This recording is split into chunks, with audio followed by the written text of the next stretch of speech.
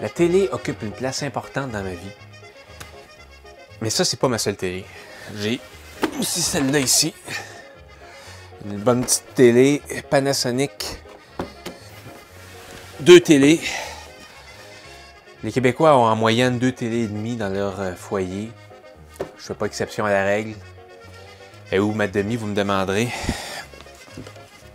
Maintenant, j'écoute beaucoup de ma télé sur mon laptop. Mon petit laptop. C'est pas vraiment une télé. Je compterais ça comme une moitié de télé.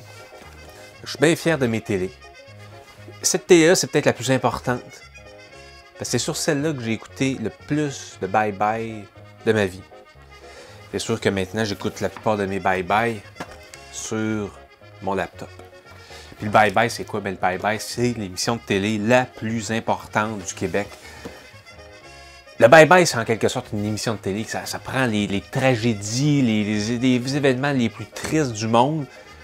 Ça réussit à les tourner en la dérision. Des sketchs, des perruques, du maquillage, les effets spéciaux hallucinants.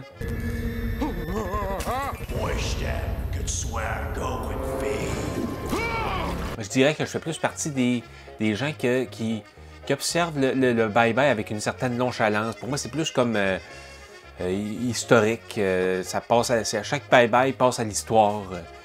Même si ça ne veut pas nécessairement dire que c'était bon. Chaque bye-bye est un événement historique.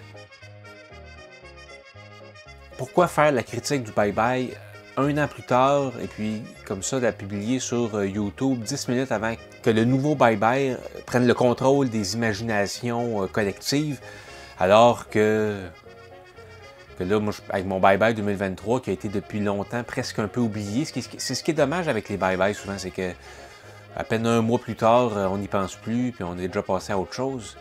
Je pense que ça me tentait de prendre le temps d'y penser. Oui, j'ai passé l'année au complet à re-regarder le bye-bye. C'est pourquoi j'ai décidé de prendre la pire décision possible pour ma classique critique du bye-bye, qui est souvent une de mes vidéos les plus populaires de l'année. Dieu sait pourquoi, parce qu'il me semble qu'à chaque fois, je dis pas grand-chose d'intéressant sur le sujet. Mais c'est pas grave. Là, cette année, j'ai décidé d'y aller sérieusement. C'est pour ça que ça l'a attendu pendant 1 an. Et puis que maintenant, je vais vous partager mes impressions sur le bye-bye.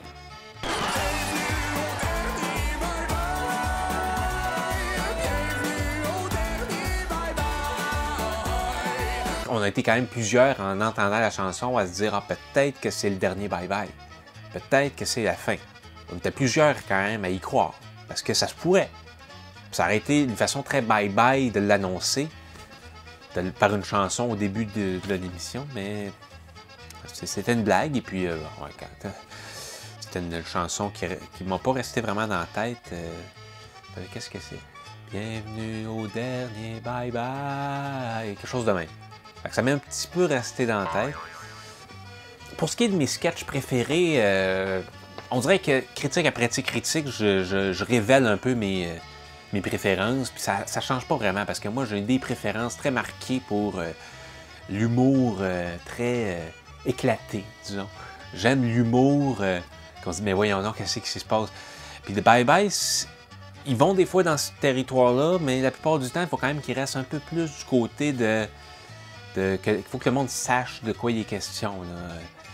Je trouve toujours ça drôle, toujours ça bon quand le bye-bye prend une pub, la reproduit, pousse la logique de la pub jusqu'à l'extrême de l'absurde, ce qui rend ça drôle. Prêt à vivre le WAH? Les gens me demandent souvent c'est quoi l'esti de WAH. C'est un concept inventé par des gens de marketing pour avoir l'air cool que même moi, je comprends pas. Puis le chat, c'est ce que je viens défoirer parce que je regarde zéro où je m'en vais. C'est souvent les sketchs de bye-bye qui viennent le plus me chercher, avec lesquels j'interagis. Je suis le plus porté à rire. Pour conclure mon point sur ça en particulier, je dirais que les parodies de pub, c'est toujours ce que je considère comme le point fort. Je pense que d'année en année, c'est ce que je répète. Ça n'a pas changé cette année. Je pense que cette année encore, ils ont mis la gomme pour faire des bonnes parodies de pub. T'habites pas dans le magasin! Pourquoi tu paierais pour le magasin? meuble l'air dégueu. T'habitues dans le magasin? Aussi, un autre aspect des bye-bye qu'on dirait que ça devient de plus en plus élaboré, c'est les effets spéciaux. Je trouve que les effets spéciaux dans les bye-bye sont rendus incroyables. Quasiment niveau Hollywood ou série de gros budget sur Amazon Prime ou je sais pas quoi. Là. Puis, j'adore ça, mais je trouve quand même que c'est très ensanglanté. Mais voyons donc! Si c'est pas voir même peut-être un petit peu trop ensanglanté, ça a beau être du faux sang, des pixels sur un écran ou du jus de framboise ou je sais pas quoi qu'ils utilisent pour créer des effets spéciaux. Mais ça peut rendre ça difficile de regarder des sketchs pour les gens qui ont le cœur un peu trop sensible. Voir des gens se faire arracher la tête à la télévision le soir ça peut être dur pour certaines personnes plus sensibles, et puis... Non, binaire! C'est ma petite critique que j'ajoute. Je dis les effets spéciaux sont incroyables, mais c'est peut-être un peu trop violent et ensanglanté. C'est mon bémol. Mais moi, ça me fait quand même penser, quand je regarde le bye-bye, souvent, oh, crime, oh mon gars, t'as pas lu assez les journaux cette année, t'es pas au courant de ce qui s'est passé. Puis le sketch qui m'a le plus fait prendre conscience de ça, c'est dans le Bye Bye 2023. C'est le sketch où il y a Pierre Poilievre, qui est, je pense, le chef du parti conservateur. Et puis, dans ce sketch-là, il change de lunettes à répétition. Change de lunettes, change de lunettes, change de lunettes. J'ai regardé ce sketch-là 3-4 fois. J'ai essayé de voir sur Internet s'il n'y avait pas des gens qui avaient réagi à ce sketch-là, soit en le trouvant hilarant, soit en ne comprenant pas comme moi, puis en essayant de comprendre. J'ai pas réussi à trouver de réponse. Donc, je sais pas de quoi ce sketch-là, à quoi ce sketch-là faisait référence. À la fin, ça se termine comme une annonce de lunettes, là, évidemment. Ça, vu que c'est une parodie de pub de New Look ou lunettes New Look, bien évidemment, ça me fait rire. Je vais être le prochain premier ministre du Canada. New Look. On est désolé. La passion politique de ce sketch-là, j'ai pas compris. Ça m'a complètement largué. Et c'est dommage. C'est quand même dommage. Je blâme pas le bye-bye. Je blâme le fait que j'ai pas assez lu les journaux.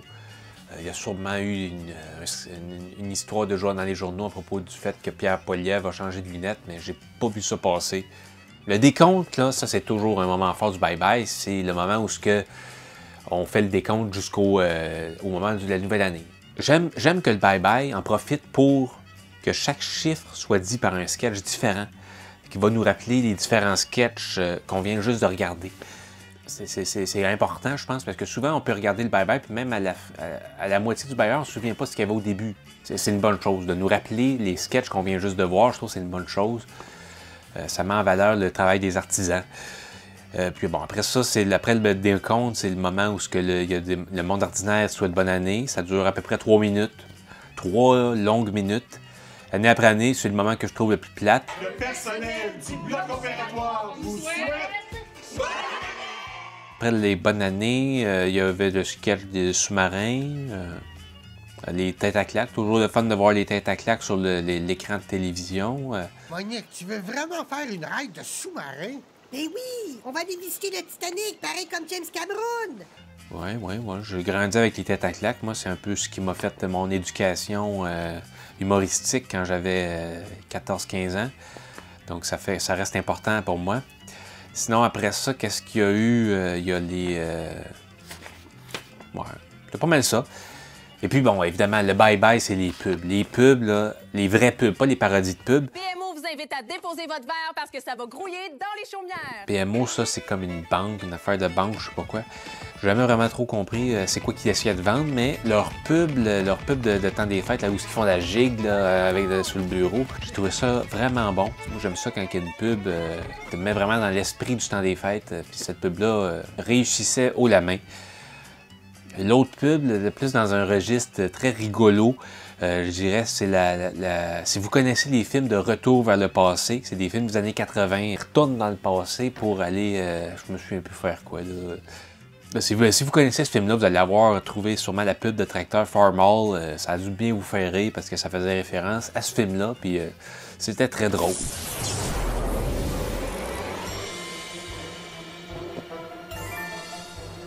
Martin, c'est moi, ton arrière-grand-père. Je t'ai apporté mon tracteur. Le succès de tes récoltes en dépend. Les farmals d'aujourd'hui sont aussi performants, sinon plus. On échange-tu? Depuis 100 ans, Case IH. Alors voilà, c'est pas mal ça. Le Bye Bye 2023, c'est dans le passé, pour de bon.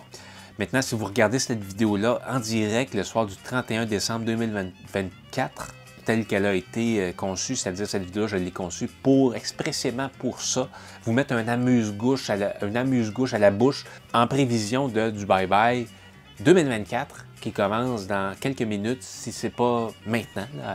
Moi, je vais continuer de soutenir le Bye Bye parce qu'à chaque année, je fais la critique puis ça devient souvent ma vidéo la plus populaire de l'année. En guise de conclusion, laissez-moi vous souhaiter une très bonne année.